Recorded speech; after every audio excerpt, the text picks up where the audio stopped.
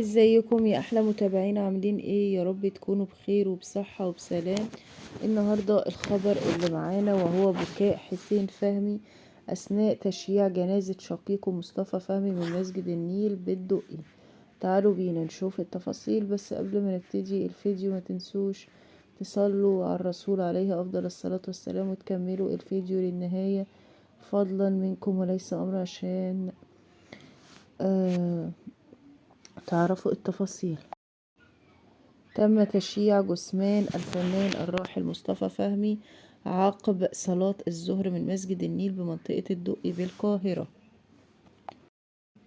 وحسب مصادر مقربة من العائلة سيتم دفن الفنان الراحل بمقابر العائلة بمدينة السادس من أكتوبر بمحافظة الجيزة. رحل الفنان مصطفى فهمي عن عالمنا بعد معاناة مع المرض،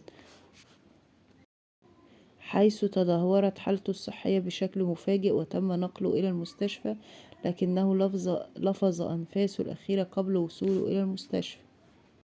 الله يرحمه رحمة واسعة. وده كان الفيديو اللي معانا النهاردة.